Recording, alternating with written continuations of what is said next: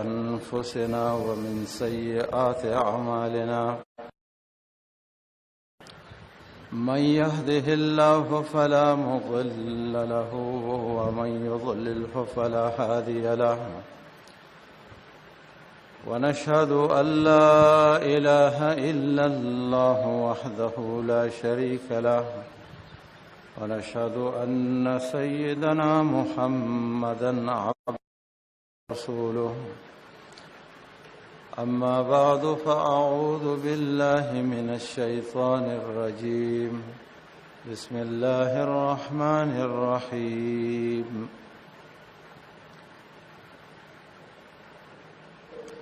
محمد رسول الله والذين معه أشداء على الكفار وبينهم تراهم ركعا سجدا يبتغون فضلا من الله ورضوانا سيماهم في وجوههم من أثر السجود ذلك مثلهم في التوراة ومثلهم في الإنجيل صدق الله العظيم. حاضرین محترمو، دین اسلام په ټولو دینونو کې ډېر خوږ او هغه دین دی چې الله تعالی ته صرف دا یو دین قبول دی. ان الدین عند الله الاسلام ومن يبتغي غیر الاسلام دینا فلن يقبل منه. الله وی د اسلام نه علاوه چې څوک بل دین طلب کوي نو هغه نشي قبلولی. د دنیا په ټولو مذاهبو کې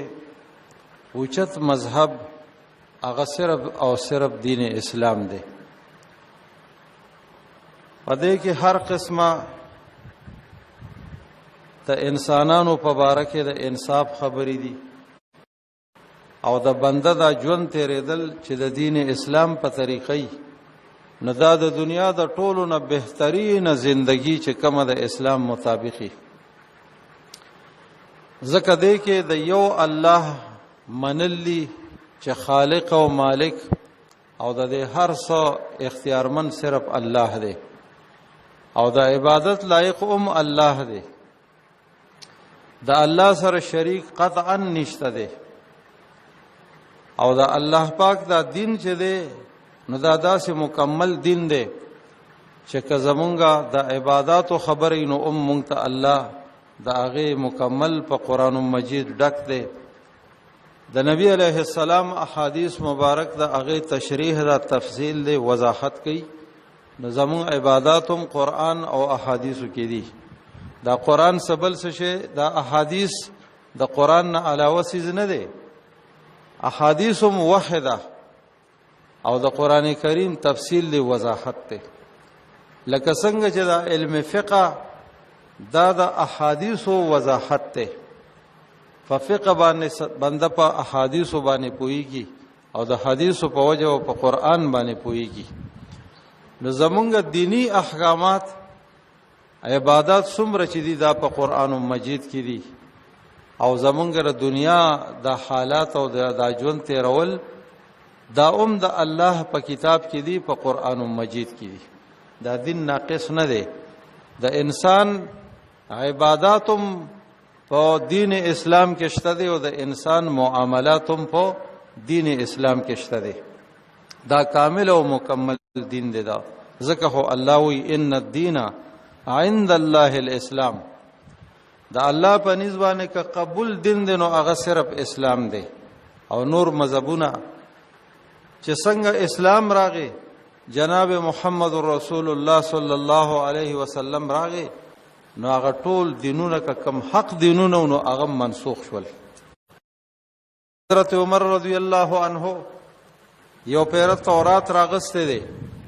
او د جناب رسول الله صلی الله علیه وسلم په مخ کې تورات تلاوت کوي. ابو بکر صدیق صاحب هم ناشته د جناب رسول الله صلی الله علیه وسلم مخ مبارک د غصې نه سور کیږي او متغیر کیږي ابو بکر صاحب عمر صاحب ته وی سکلت کا امک یا عمر اما ترى ما بوجه رسول الله صلی الله علیه وسلم وی پتا دې مور بورشي اے عمره ته نو ګورې د نبی علیه السلام مخته ځکه ته د نبی علیه السلام په مخ کې تورات تلاوت کې جناب رسول الله صلی الله علیه وسلم ورته وی لو کان موسی حیا کچری موسی په دې وخت کې په دنیا کې وي نو هغه به دا قران مجید لوستو او زما دا دین به هغه قبلو او په دې باندې به عمل کو زمون په ټولو آسمانیو کتابونو باندې ایمان دی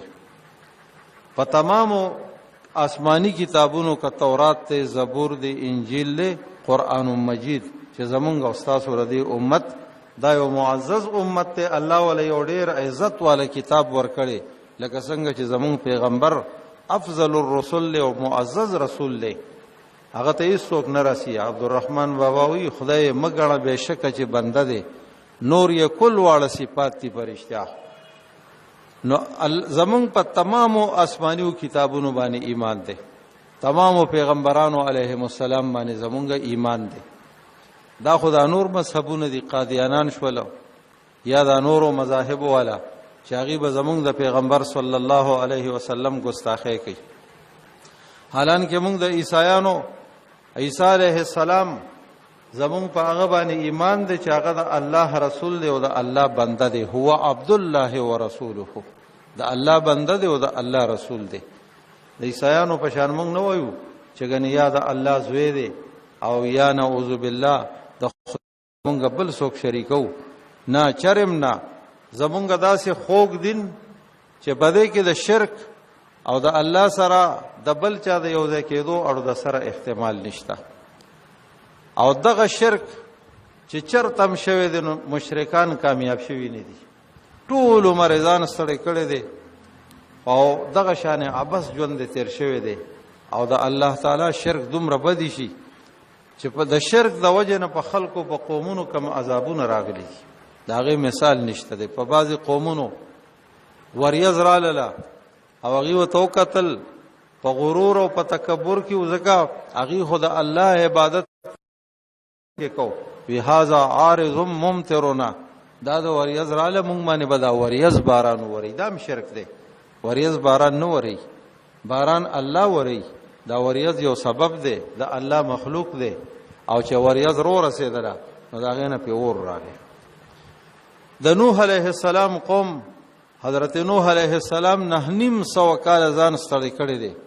خلکو ته وی دا بوتان پرې دی دا یغوس او یعوق او نصر دا دغه بوتانو وی د دې عبادت مکوي اقوم بنوح علیه السلام پورې خندا کوله د نوح علیه السلام خبرو پورې به پچموزه کولې حتی چې اخیری وخراغنو اغي خپل خندا او د استهزاء نه وانه وړېدل حضرت نوح علیه السلام چې ډېر ستړي شو الله وتعالى وی زما پیغمبره کته ارسمره کوشش کې خوده کې څوک نه مسلمانان کیږي دغه دي چې دا کم مسلمانان شوي دي حضرت نوح علیه السلام پوه شو چې الله دې نه مسلمانان کیږي نو د دې مثال خود ښا ټوکرای دی چې ټول ټماټر پکې ښایو نه هغه غرزول غواړي نو دعا یې وکړه وی رب لا تذر علی الارض من الکافرین دیاره الله چې په دې ځمکه یو کافر د کور اوسیدونکو پرې نک دی انک انتظرهم یضلوا ولا یلدوا الا فاجرا کفارا الله کدی کې ته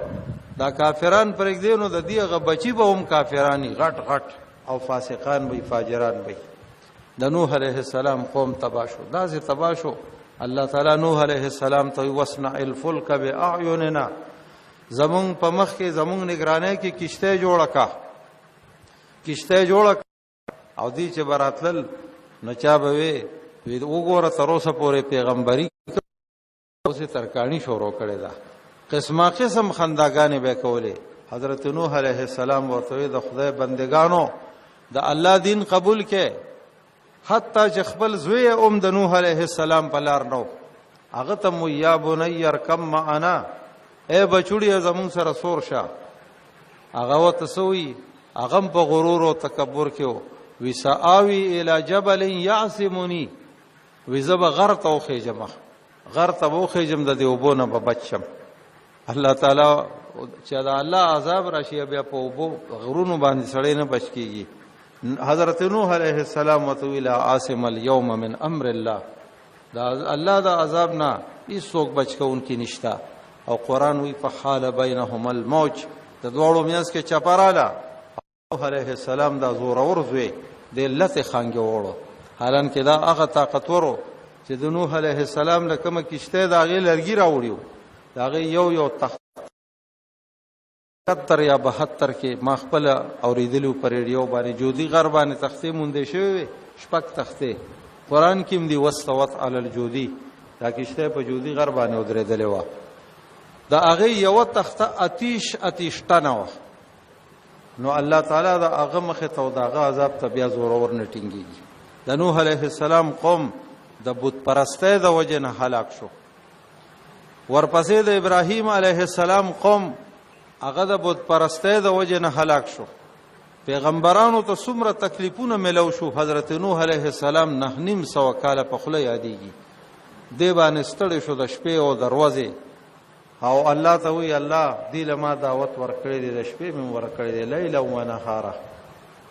او اعلنت لهم واسررت لهم اسرارا، پټ دعوت مې ورکړې دې. فلم يزدهم دعائي الا فرارا، الله چې سوره به مې دعوت ورکو دوره به دې تخته کوله، خبره به نه منله. ورپسې د بیا چې د نورو پیغمبرانو علیهم السلام ابراهیم علیه السلام ورته رسد وجه ورزیدل، هغه د بوتانو مخالفو، پلار به بوتان جوړول، ابراهیم علیه السلام له ورکړو دا خرڅ کا، هغه به پړې واچو او راخکل به. چې کله دی خپل تهوار او خپل اختر له بهر وتل، نو حضرت ابراهیم علیه السلام تبر راواغسو او هغه ټول بوتان چې کومو هغه ټکو سترې کړ، داغي مخه ته بدی خوراکونه کې خودل، ځکه داغي خدا غلط زعم او ګمانو چې غنې دی خوراکوم کولی شي. الګه چې اوس شیخ خوراک کینو هغه بس خدای جوړ شي،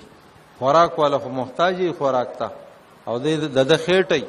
نو خېټه والا سیس هغه هډېرو سيزونو ته حاجتمند دي، دا خدای نشي کېده. خدا هدایت هم د الله د طرف نه چې وسړی کوشش کوي نو الله ول هدایت ورکوي، کنه کوي نو الله تعالی څوک په زور باندې جنت ته نه بیایي. الله ډېر بے نیازه بادشاہ دی. هغه بوتان ټول ټکو سترې کړل، د سر نه تر خپو پورې مات کړل، او هغه لوخي ټول راوستل او هغه غټ بوت ته کې خودل، او تبر وروړو دا غټ بوت په غاړه ته واچو. قران کریم دا غي ذکر کوي، وی زمونږ د خدایانو سره دا کار چا وکړو، شرمېږم نه. دا داسې قوم چې دی په بے غیرته باندې نه شرمېږي او په بے خوانتیا خبره باندې نه شرمېږي. نو زمونږ د خدایانو سره دا کار چا وکړو چې خدای شو، نو وی به سره یو سړی داسې کار کوي، خو خدای نه دی کنه، ځکه خو خلکو مات کو. حضرت ابراهیم علیه السلام هغه د بوتانو مخالف. انبیاء قوم عادیان د دې د وجه نه هلاک شوي، سمودیان د دې د وجه نه، او د جناب رسول الله صلی الله علیه وسلم چې راغلی دی نو داغه مقابله د دنیا سره د مشرکانو سره پسوه هم په دک بوتانو باندې.